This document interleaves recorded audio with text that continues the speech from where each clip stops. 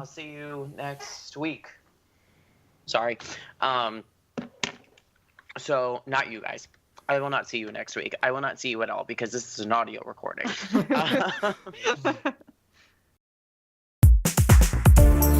Are you nostalgic, a parent, or perhaps a child at heart?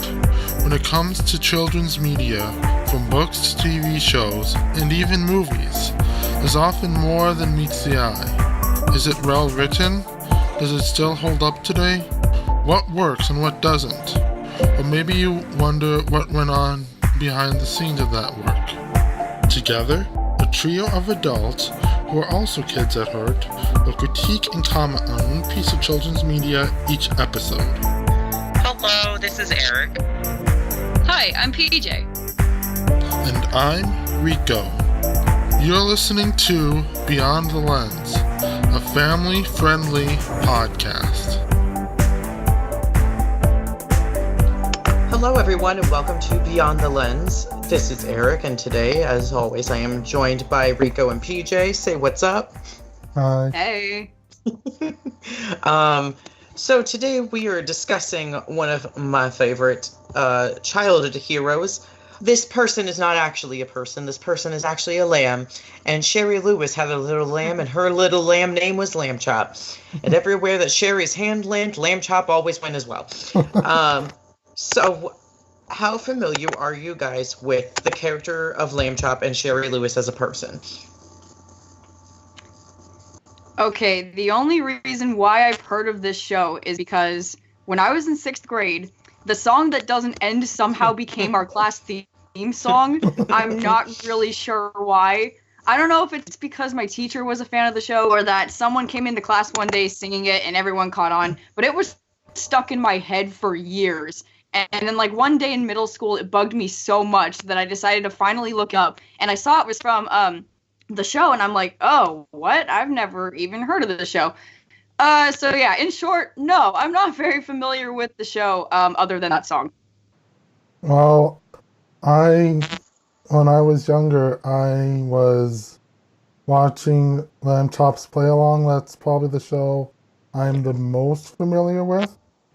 I got a few episodes recorded from PBS back in the day, but I believe there was also a brief spin-off with Charlie Rose of that show, but That is correct.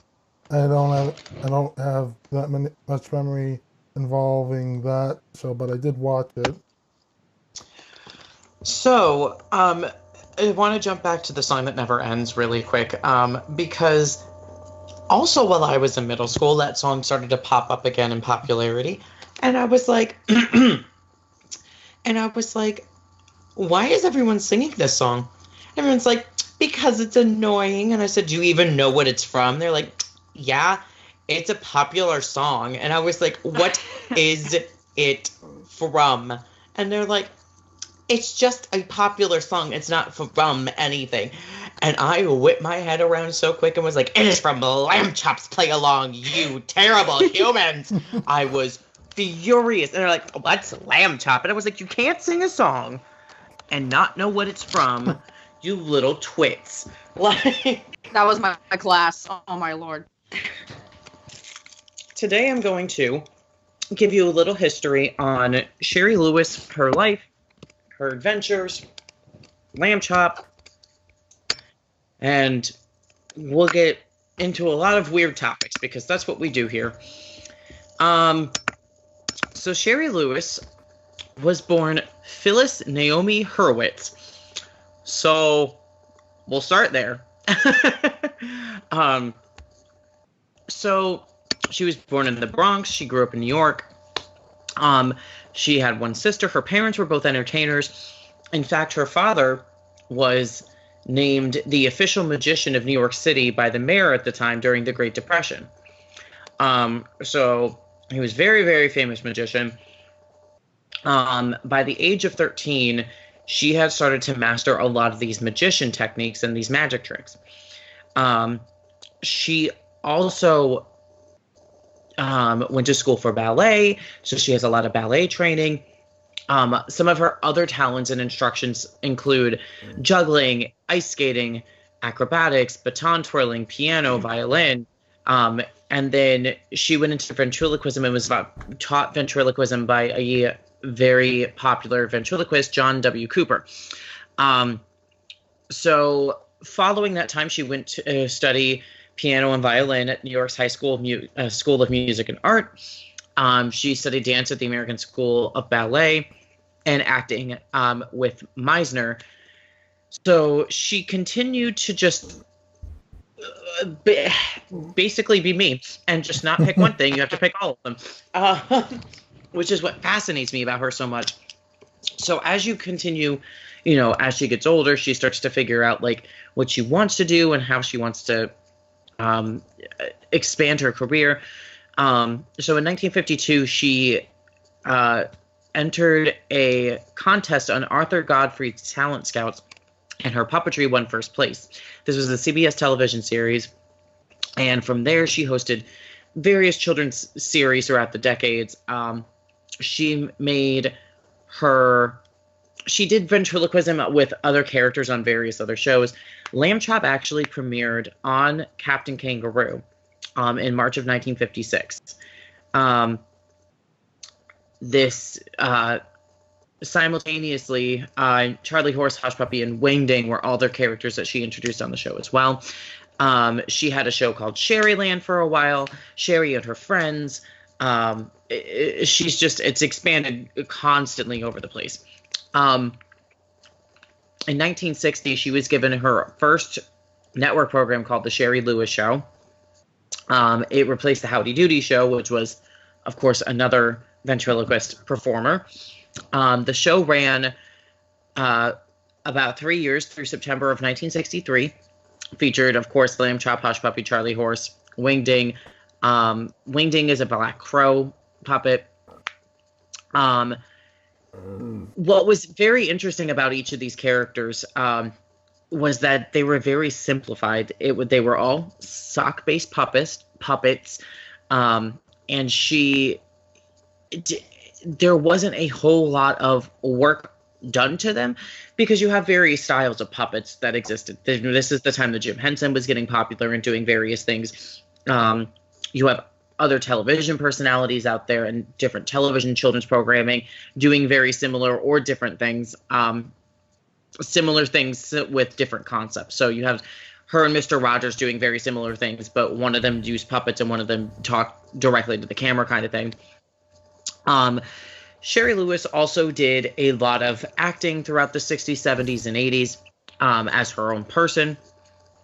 She appeared on a number of British shows, royal variety performances, various commercials. And then in the 1970s, she hosted another puppet show called The Shari Show. I have a copy of this DVD, and it's her running a TV studio, and it's wonderful and great. And then in 1992, Lamb Chop's Play Along ran for 5 years on PBS. It was a very interactive show, something kind of different than what she had done in the past, where it was more like, oh, this is an entertainment show. We're going to do a couple of little tricks and stuff. This was very much a get up off the couch. We're going to do interactive activities. We're going to do exercises. We're going to do crafts. We're going to do sing-alongs. And it was a very genuinely kids variety show. Following that run, as Rico stated earlier, her and her husband created the Charlie Horse Music Pizza. This was a continuation of the show. So Charlie Horse and the rest of the gang run a pizza factory with Dom DeLuise and various other celebrities that popped in and out of the various shows. She's done a lot of writing for other series, including an episode of Star Trek. She's an author who has wrote over 60 children's books and various books for parents. Well, let's see. Personal life. She kept her surname from her first very brief marriage to Stan Lewis. Her second husband was a publisher, Jeremy Tarcher, and he was a producer and brother of novelist Judith Krantz. I can't, I'm sorry with the names, me with names, boo. Together, the two of them had a daughter named Mallory, and to this day, Mallory is still touring with Lamb Chop, doing various carnivals and festivals and everything, television appearances. Mallory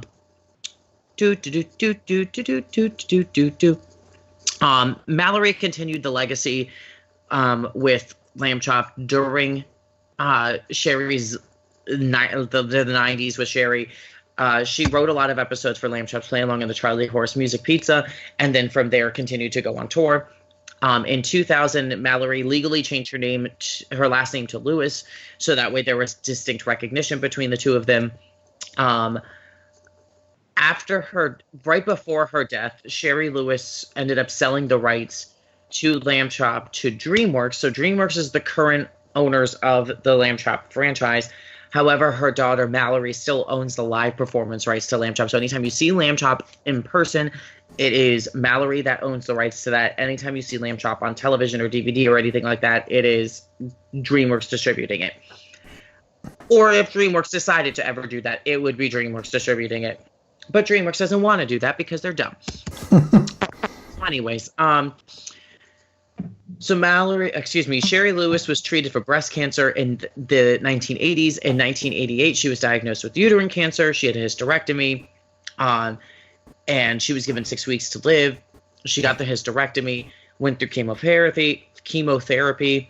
She developed viral pneumonia, and then died on August 2nd, 1998 at the age of 65. Obviously, following her death, the Charlie Horse Music Pizza that was canceled. The last episode aired in 1999, so they finished everything up as much as possible, and then they just okay, we're gonna wrap this up. It's gonna be done. You can't really do anything Shari Lewis without Shari Lewis at this point. During her time of living, she won a Peabody Award, 12 Emmys, the Women in Film Lucy Award, in recognition for excellence and innovation in her creative works for television. She won the New York Film and Video Festival Silver Award. She won the Film Advisory Board Award of Excellence, 7 Parents' Choice Awards, all over the place. She won everything you could possibly imagine for her work in the entertainment industry. One thing that I very much appreciate about Shari is while yes, she did study all of these different things, and she went into puppetry and ventriloquism and entertainment, she still utilized every single thing that she learned and incorporated it into Lamb Chop's Play Along. I think that's why that show was so successful, is it was really the epitome of everything she had learned over her life and really came to fruition with these various, bringing together her various talents. Throughout this series, there was a ton of various segments. She did a lot of magic tricks. She did a lot of specials. I know you guys had said, PJ, you didn't really watch the show, and Rico, you did watch and are familiar with the characters. Did you guys have a favorite of the 3 puppets, Lamb Chop, Charlie Horse, or Hush Puppy? I do know a little bit about Charlie Horse because I've seen the scene where the song that doesn't end is from. Yes. But I recently watched this little boy who had a Lamb Chop puppet. And I kind of grew fond of it too. Yeah. And so his parents are really cool. And so I kind of fell in love with the character. I haven't really seen much of Lamb Chop, but just based on his overall personality, I think I relate to him the most. Yeah, I'd probably say Lamb Chop too. I think somewhere, I have no idea where, but somewhere I have a stuffed Lamb Chop toy as well. Let me tell you how upset I am that I never got a Lamb Chop before, in the 90s, because now they really don't exist as a puppet unless you go and get it as a dog toy. Because yes, they're licensed out Lamb Chop as a dog toy. I purchased one from my best friend, former roommate, for her dog, and he loved her. He loved Lamb Chop. and like the texture of the fur when it got wet, like, oh god, it was weird how much he loved that stupid lamb. That's messed up, though. Well, that's what I said. I said part of me was like, oh my god, this is so cute because he loves her, and part of me is like, get that lamb out of your mouth.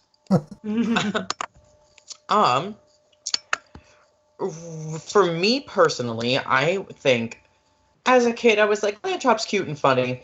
And as I grew older, about the time that Charlie Horse's Music Pizza came out, I went, ooh, nope, I am Charlie Horse through and through. Oof, I am Charlie Horse. I am such a very logical person when it comes to a lot of decisions.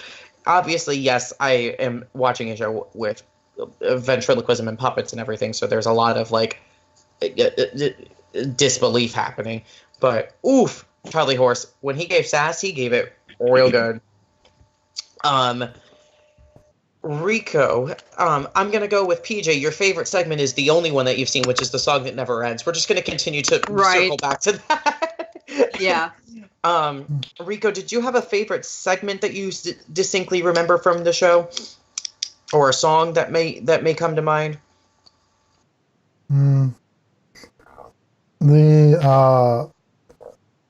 The song, I guess, that's most memorable to me, of course, is the song that never ends. But before recording this podcast, I dug out a tape and watched one of the Lamb Chop episodes I have recorded, and it turns out that one of the segments that was done was where Shari Lewis retold the story of the lion and the mouse. Yes! Oh, I love that one. Yeah, I was always fond of the story of the lion and the mouse growing up, but I didn't know that was where I first heard it, because the only other show that I've heard that story on besides Lamb Chop's Play Along is Between the Lions, when they had it in book form. But apparently I first heard the story from Lamb Chop, and I guess that's that. I'm trying to think. I'm on YouTube right now, bouncing back and forth. I think this is the one that I had, and I think this is the one that you're. Yes, this is the one that I had. So, Jump Into the Story was the one VHS that I had that I watched constantly. So that one also has the Lion and the Mouse segment in it. But there's a song at the beginning that Shari sings with Charlie Horse and Lamb Chop, and this song I have always, I still sing it to this day. Like, I'll be cleaning and the song will come into my head. Tiki tiki timbo, no see nimbo, oh boy, pasky boy, pondo nicky, pom nicky, no me out and point. It's about the guy with the longest name in the world, and he fell into a well, and his friend had to go in and was trying to get people to rescue him, but they were like, get to the point, and his name's too long. And, oh my god, it was great. I think I have that episode too, somewhere on VHS. I have. But I do remember that segment, yeah. There's another segment where she did Peter Rabbit and told the story of Peter Rabbit. There was one with The Emperor's New Clothes where Lamb Chop just going, he was naked! And I say that a lot too. And I'm like, where are his clothes?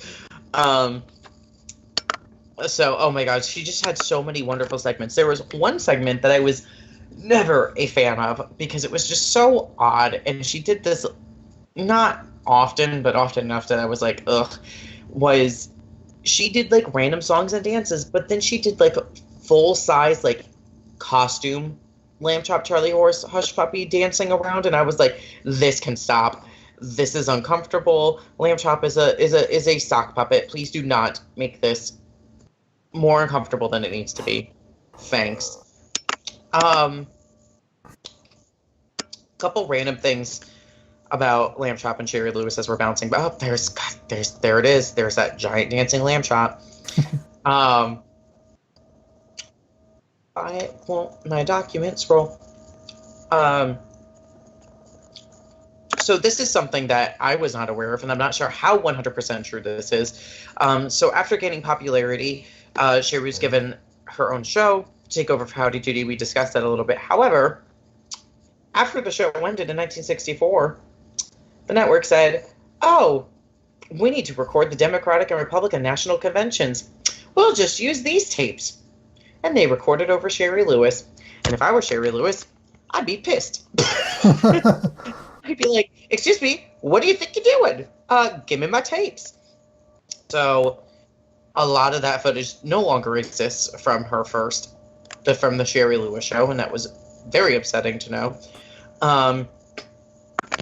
Shari would also go and joke around when she'd eat at restaurants that people would recognize her, and they go, oh, what are you looking to order? And she goes, I would love the biggest rack of lamb that you have, and people would get so offended. And she was joking.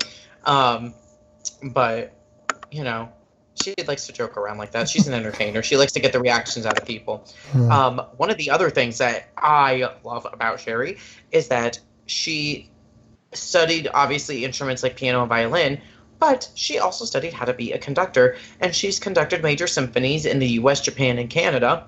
And oh my God, it's just amazing to watch her conduct. I love watching conductors during shows. One other thing that she did, very similar to Fred Rogers, was she had to go and testify in front of Congress and try to secure television content and funding for children's television.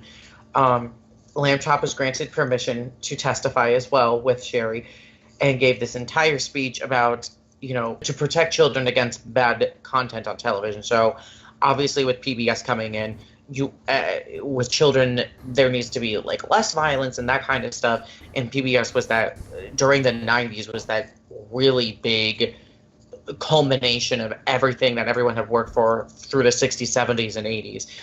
And it was just unbelievable to see PBS and all the content that came out in the 1990s between the Lions and the Puzzle Place and the Magic School Bus and all of these wonderful shows. All these shows that I've just named that are like on my list of things that we're discussing at some point.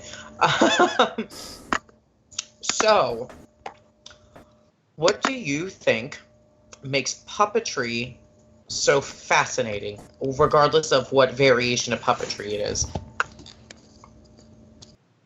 I mean, ventriloquism, that takes a lot of talent. I've tried to, never gotten close. I'd probably have to say ventriloquism too, and I've tried. I've gone close, but nowhere near anything where I would try to do it in front of people. I have attempted ventriloquism before, and I was like, this is challenging, and said nope. Yep. I tried all sorts of different things and was like, I don't know if I think part of it is talent and part of it is capability. Are you actually capable of doing it? And if you are, then that's where the talent grows from. Right. Do you have so obviously between Jim Henson and Shari Lewis and all sorts of other people, puppetry has been around for centuries and just millenniums, from storytelling out in the East all the way through entertainment venues today. What do you think about puppetry makes people enjoy it and get sucked into it, the art of puppetry? I mean, just because it's different, like you're giving an inanimate object life, because sometimes you don't even realize they're not alive. And it's just so interesting, like, how people do that. Maybe it's just the aesthetic of the visuals. Like it's not like animation of any kind, and it's close to but not quite live action. It's just sort of different. I think what's really cool about it is, yeah, like you were saying, it's almost an animation in live format. It's not like 2D traditional animation. It's not CGI. it's something that you can get first experience in and see something animated live in front of you.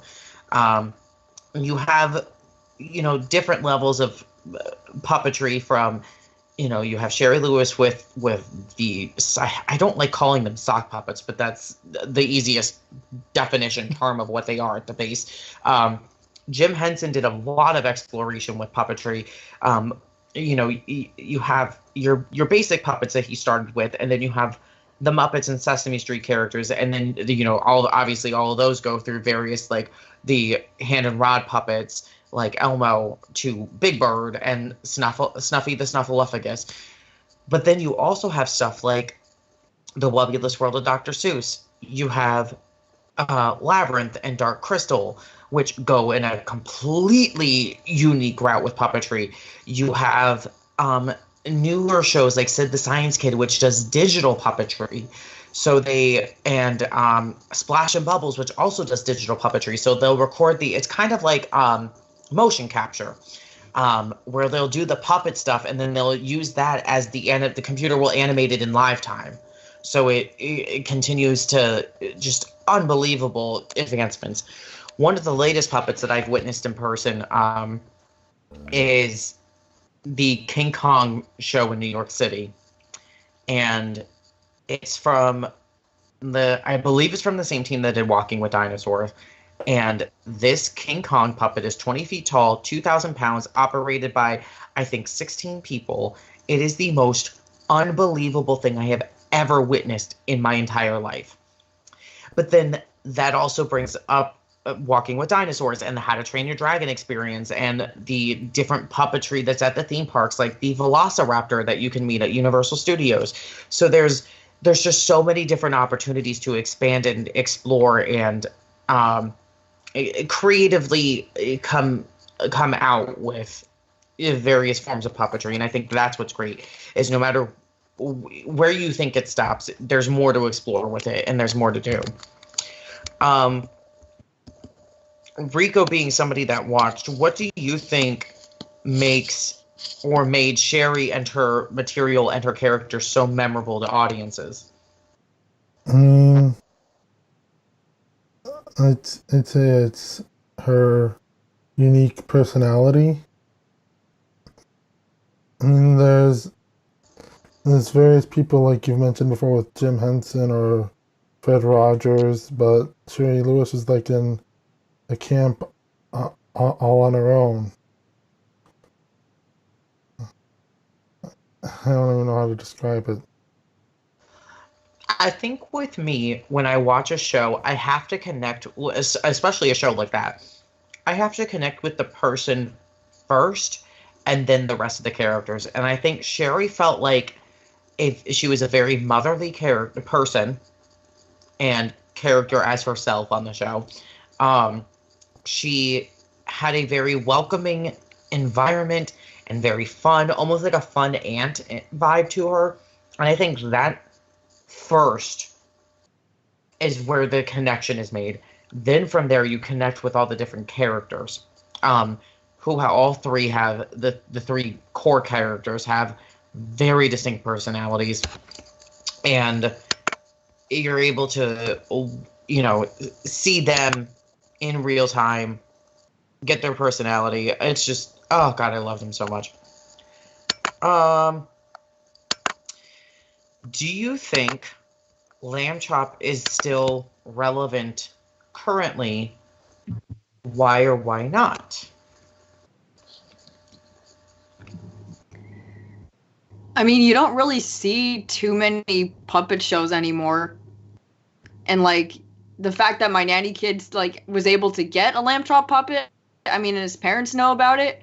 I mean, I'm sure there are, like, more kids out there who, like, have heard of it, but we just don't know about it because, obviously, the show doesn't run anymore. But I think it's still, like, relatable.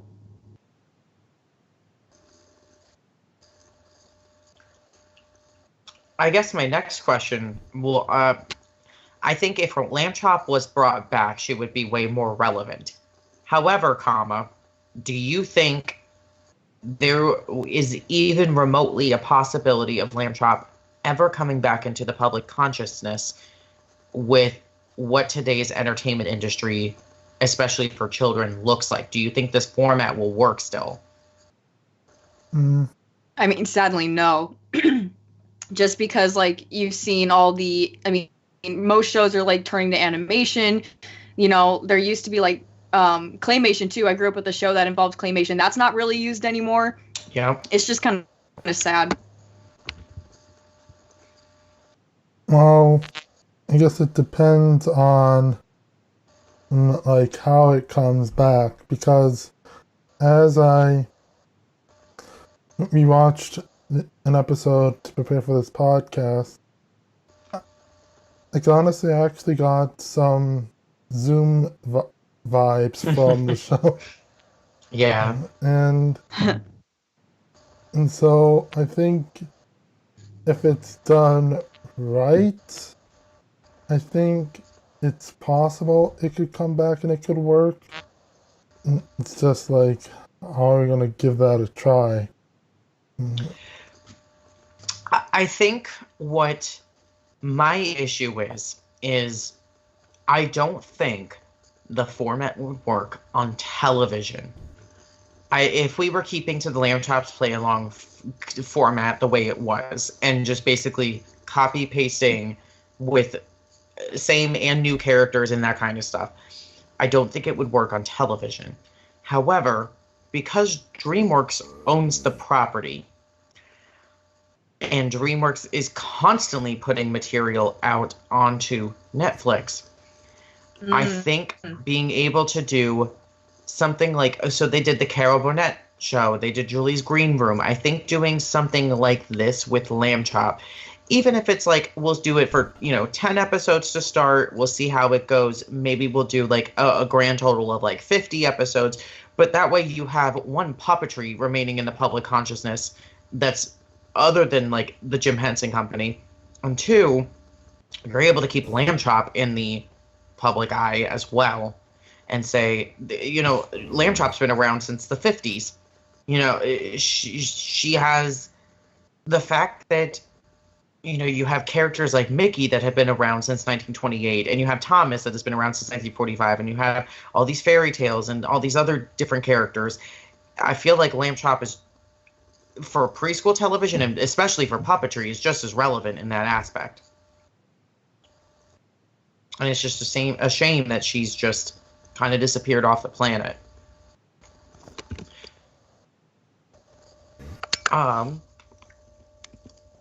Obviously, there are a multitude of other puppets that exist in the world. Do you have a particular puppet that is your favorite puppet?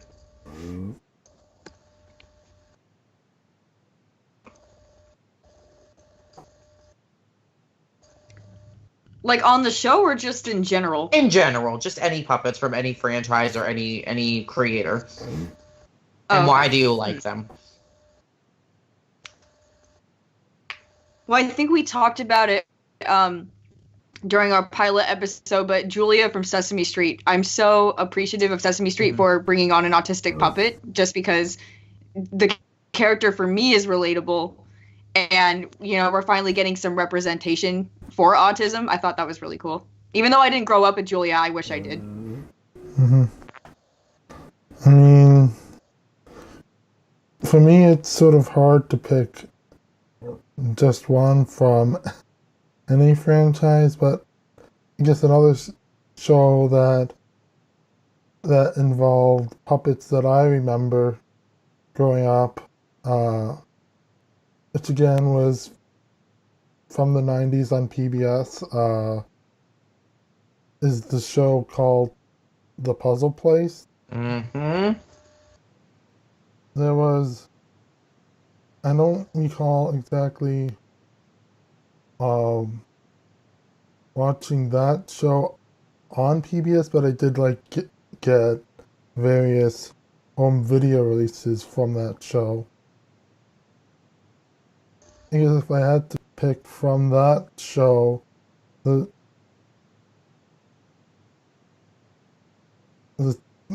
forget the names, but the two dog and cat characters from that show. Give me a minute. I'm going to look it up because that's going to bug me if I don't remember.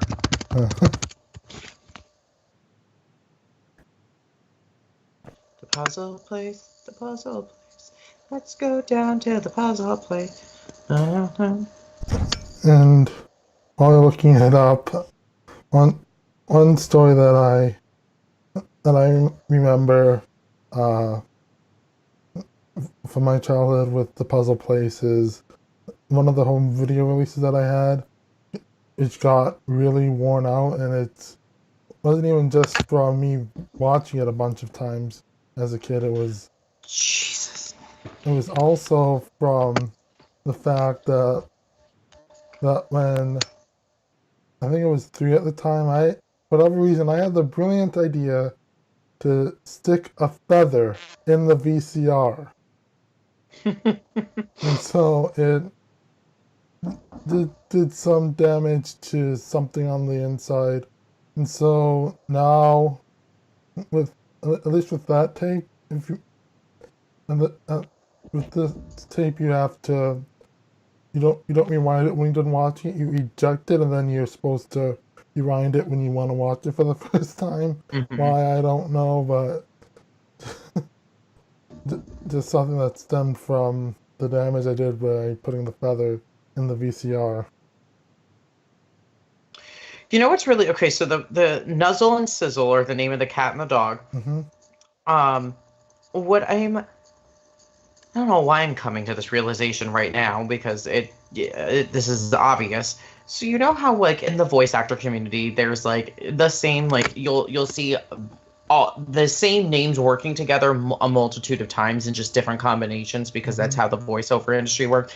It's the same exact thing with the puppetry industry, because there are people that worked on the Puzzle Place, that worked on Avenue Q, that worked on Sesame Street, that worked on the Muppets, that worked just everything. So for this, you have Stephanie DeBruzzo, who's done a lot of work on all these shows. Matt Vogel, who's a big name in the Muppets and the Sesame Street industry right now. You have all these other different people. I'm like looking at names. Eric Jacobson. God, I love all these people. Any hoozles. Back to Shari. I say back to Shari.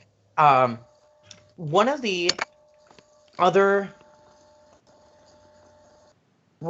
things that Shari did was she created specific specials around a theme.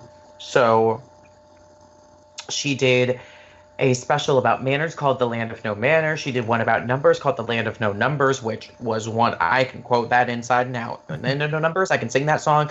I'll count the clouds in the sky, and Katie would be like, "Shut up." However, there are a couple of specials that were religion based, because Shari Lewis was Jewish. She did a Hanukkah special and she did a Passover special. And I think it's really interesting when religion is brought into children's media. What are your thoughts about religion representation in children's media in any form, whether it's Christianity or Catholicism or Jewish or anything like that? Well, it's like, we talked about the Hunchback of Notre Dame last time, and how Catholicism and Christianity were brought into play, and that worked out really well because a lot of people can relate to it. I think it's fine because, we have a lot of kids who grow up with parents who are, they could be the same religion or different religions, and the kid, might be deciding, oh, well, I wonder which religion, is right for me. And so I think religious representation, if done right, is just fine.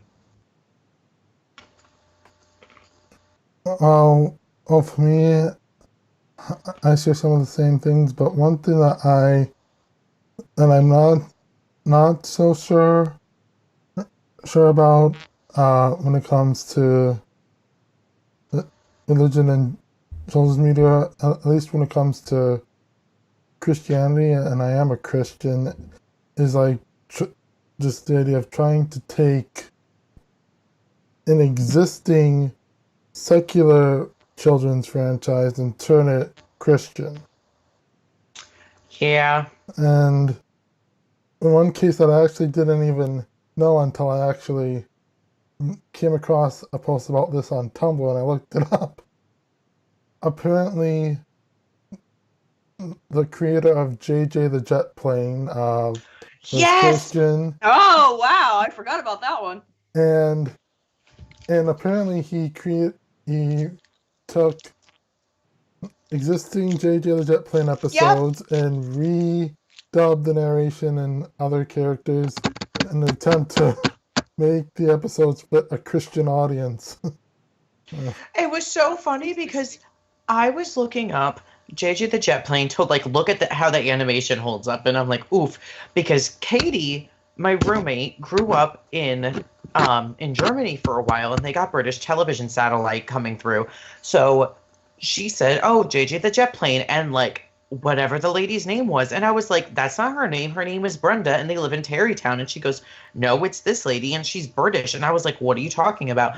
So when they did the live action sequences in England, they recast the characters. And I was like, that's odd.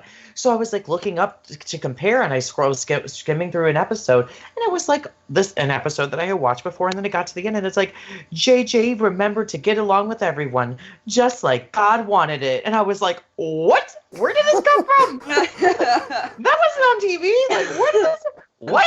And I was just it came out of nowhere. It had nothing to do with the plot, and I was like, what? This is so irrelevant to everything.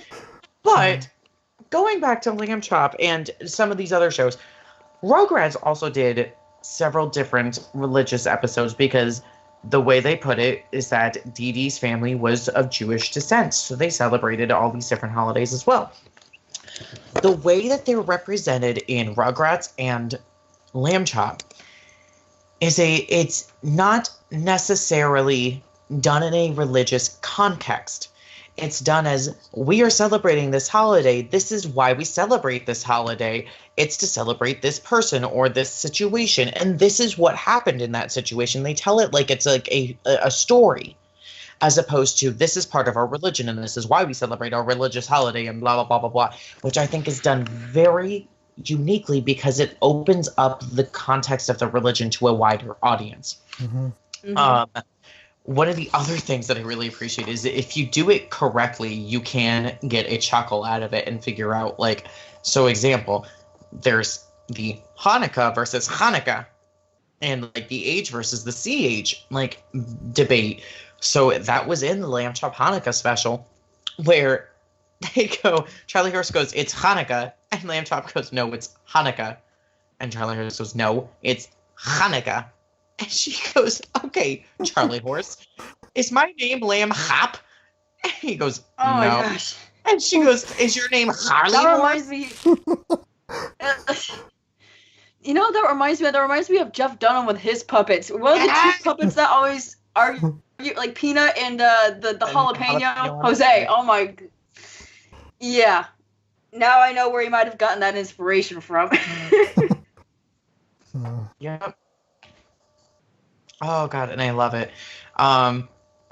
Anyways, I guess we should start. Do you guys have anything specific that you want to add before I wrap anything up? One thing I want to end on for sure, but I want to let you guys finish anything that you have any questions on or anything. I mean, the only thing that I could think of bringing up would be this one tape that was released, I think, in 1996 that featured a compilation of various kids shows. Lamb Chop was one of them. Was it Kids for Character? Yeah. Yes, I had that. It was the best. I saw Thomas on the back and said, "I have to have this," and I was like, "Oh my god, this is everything I watch. This is perfection." Yeah, well, I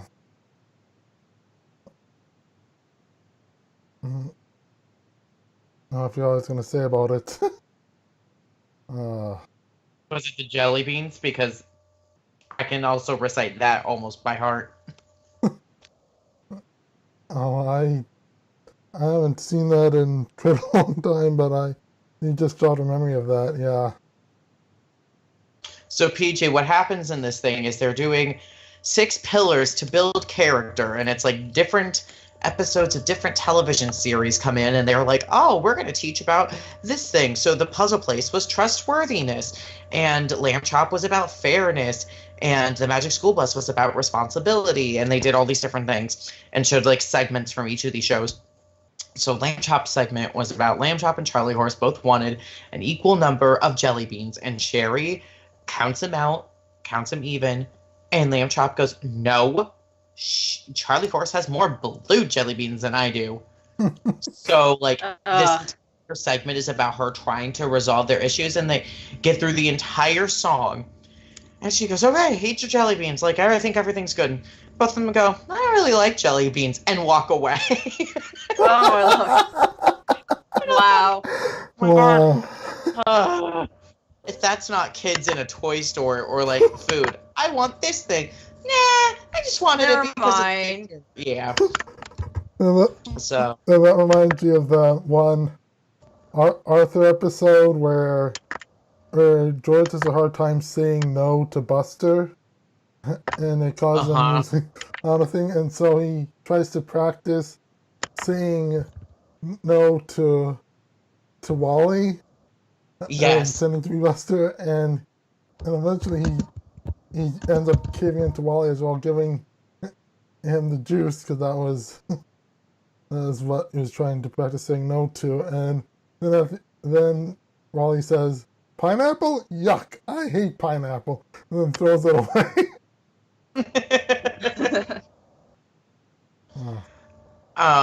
So to kind of wrap this up, I'm going to talk about my absolute 1000% two favorite Lamb Chop things to ever exist.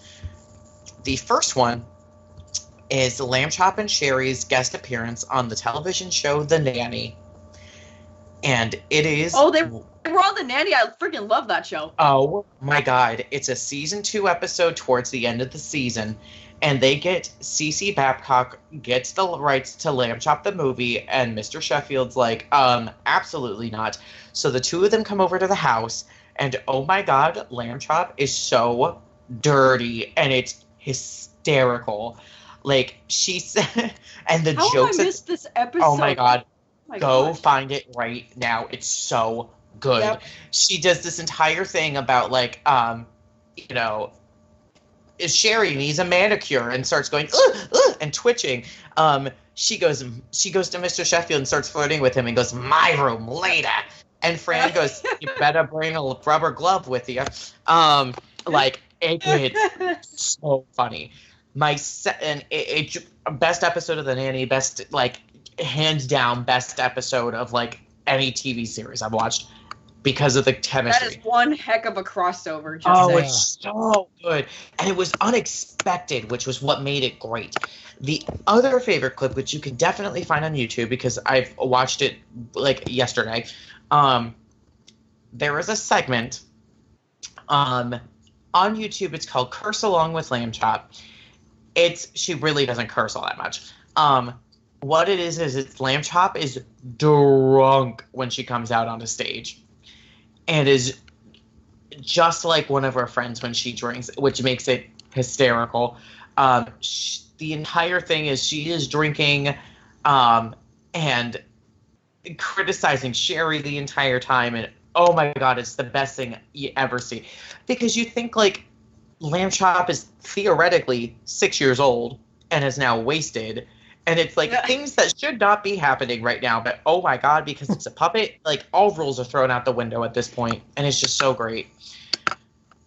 So to wrap things up, Uncle The Nanny, PBS, what do these things have in common? A wonderful sock puppet and her wonderful creator, Shari Lewis. Thank you so much for tuning in to Beyond the Lens. This is Eric, PJ, and Rico, and we will see you next time. Yeah. Bye. Thank you for listening to Beyond the Lens. The intro music is Work. That's WERQ by Kevin McLeod. It is available under a Creative Commons Attribution License and can be downloaded for free at incompetech.com. Beyond the Lens is a Rico Entertainment production.